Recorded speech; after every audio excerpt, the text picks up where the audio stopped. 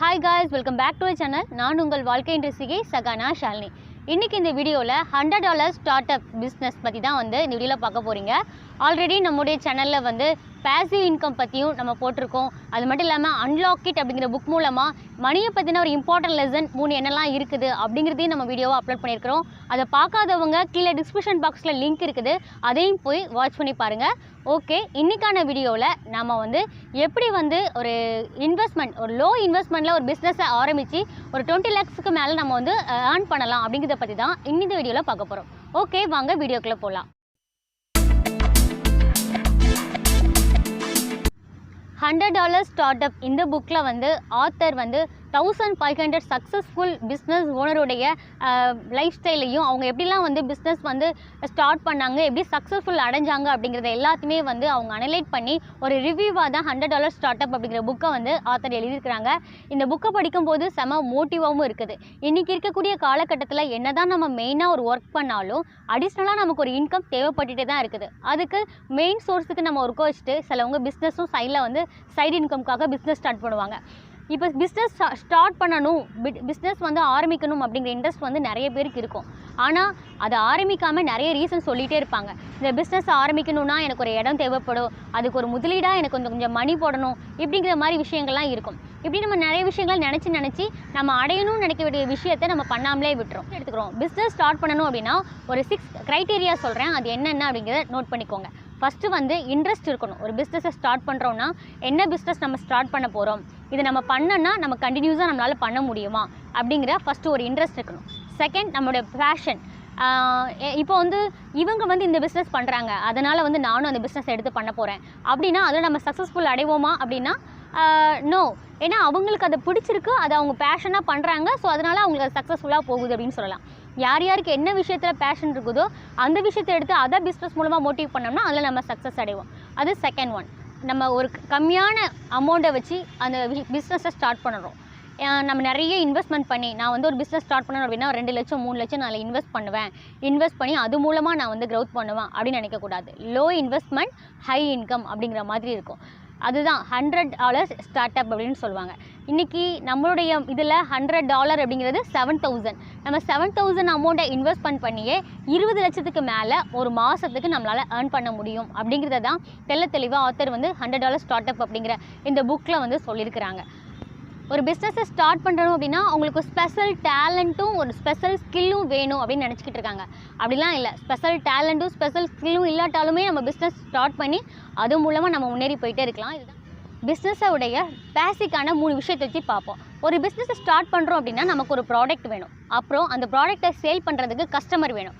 அது மட்டும் இல்லாமல் கஸ்டமர்கிட்ட இருந்து மணியை நம்ம வாங்கணும் இல்லையா. பிஸ்னஸை ஸ்டார்ட் பண்ணுறோம் அப்படின்னா முன்னாடிலாம் எடுத்துக்கிட்டோம் அப்படின்னா ஒரு பிஸ்னஸ்க்கு ப்ராடக்டை சேல் பண்ணி அது குவாலிட்டியான ப்ராடக்டாக ஆக்கி அதுக்கப்புறம் அதுக்கான கஸ்டமரை க்ரியேட் பண்ணுறதுக்கு நிறைய அட்வர்டைஸ்மெண்ட் அது இதுன்னு கொடுக்க வேண்டியது இருந்துச்சு. அது மட்டும் இல்லாமல் மணி ஒரு கஸ்டமர்கிட்ட இருந்து நம்ம மணியை வாங்கக்கூடிய அந்த விஷயமும் கஷ்டமான விஷயமா இருந்துச்சு. ஆனால் இன்றைக்கி இருக்கக்கூடிய காலகட்டத்தில் டிஜிட்டல் மார்க்கெட்டிங் மூலமாகவே நம்மளுடைய பிஸ்னஸை நம்ம டெவலப் பண்ணிக்கலாம். நம்ம ஒரு ப்ராடக்டை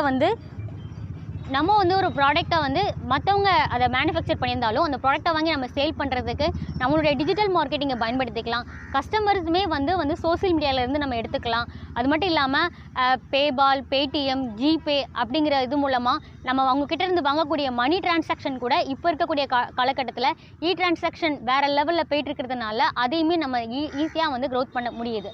ஸோ நம்ம ஒரு இடத்துல போய் வாடகைக்கு இடம் வாங்கி அதுக்கு தனியாக ரெண்டு கொடுத்து அது மட்டும் இல்லாமல் நம்ம ஒரு ப்ராடக்ட் உற்பத்தி பண்ணுறதுக்காக இவ்வளோ செலவு பண்ணி இதெல்லாம் பண்ணுறதை விட நான் ஆல்ரெடி நம்முடைய வீடியோவில் சொல்லியிருந்தேன், ஹைலி அவங்களுக்கு இருக்கக்கூடிய சோசியல் மீடியாவில் இருக்கக்கூடிய ஃபாலோவர்ஸ் மூலமாகவே அவங்க ப்ராடக்டை, அதாவது பியூட்டி ப்ராடக்டை சேல் பண்ணி இருக்கிறதுலே யங்கஸ்ட் மில்லியனர் அப்படின்னு சொல்லக்கூடியவங்க தான் ஹைலி யங்கஸ்ட் லேடி மில்லியனர்.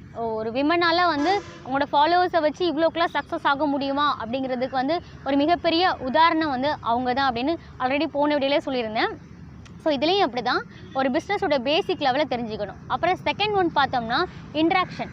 எது மக்களுக்கு அதிகமாக தேவைப்படுது, அது மட்டும் இல்லாமல் நம்மளோட பேஷன், இது ரெண்டையுமே இன்ட்ராக்ட் பண்ணி அது மூலமாக மணியை ஜென்ரேட் பண்ணலாம் அப்படின்னு. ஃபார் எக்ஸாம்பிள் சொல்லணும் அப்படின்னா ஒரு படமே எடுத்துக்கிறோம். ஒரு படம் போய் பார்க்குறாங்க ஒருத்தங்க, அந்த படம் நல்லா இருக்குது நல்லா இல்லை அப்படிங்கிறத மக்களோட ரிவ்யூ கொடுத்தா தானே வந்து மக்களுக்கு அதை பற்றின விஷயங்கள் தெரிய வரும். இந்த மாதிரி தான் ஒரு ப்ராடக்ட்டை நம்ம யூஸ் பண்ணுறோம், இந்த ப்ராடக்ட் மூலமாக எனக்கு என்ன ரிசல்ட் கிடைச்சது அப்படிங்கிறத மற்றவங்க ஷேர் பண்ணுறது மூலமாகவும், அதை மக்களுக்கு அதிகமாக என்ன விஷயம் தேவைப்படும் அப்படிங்கிறத புரிஞ்சுக்கிட்டு நம்ம ஒரு பிஸ்னஸ் பண்ணுறது மூலமாகவும் நம்முடைய பிஸ்னஸை வந்து க்ரோத் பண்ணலாம் அப்படிங்கிறத இந்த புக்கில் ஆத்தர் வந்து சொல்லியிருக்கிறாங்க. தென் நம்ம ஒரு பிஸ்னஸ் பண்ணுறோன்னா அந்த பிஸ்னஸ் மூலமாக மக்களுக்கு வந்து நிறைய வேல்யூ கிடைக்கணும்.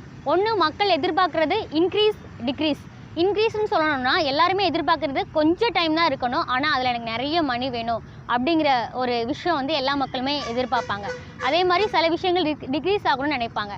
நமக்கு இருக்கக்கூடிய ஓவர் ஒர்க்லோடு, நமக்கு இருக்கக்கூடிய ஸ்ட்ரெஸ்ஸு, இந்த மாதிரி விஷயங்கள்லாம் வந்து நமக்கு டிக்ரீஸ் ஆகணும். நம்மளுடைய மணி, நம்மளுடைய ஒர்க்கிங் டைம், நம்ம போடக்கூடிய விஷயம், நமக்கு ரிட்டர்ன் கிடைக்கக்கூடிய விஷயங்கள் இதெல்லாம் வந்து இன்க்ரீஸ் ஆகணும்னு நினைப்பாங்க. ஃபார் எக்ஸாம்பிள், இப்போ நம்ம சேனல் மூலமாக நம்ம இருந்தாலும் இல்லாட்டாலும் தூங்கும் போதும் பணம் சம்பாத்தியம் பண்ண தரக்கூடிய பேசிவ் இன்கம்மை ஜென்ரேட் பண்ணி வச்சிட்டோம்னா அது நாளுக்கு நாள் நம்ம அமௌண்ட்டை வந்து இன்க்ரீஸ் பண்ணி தான் கொடுக்கும்.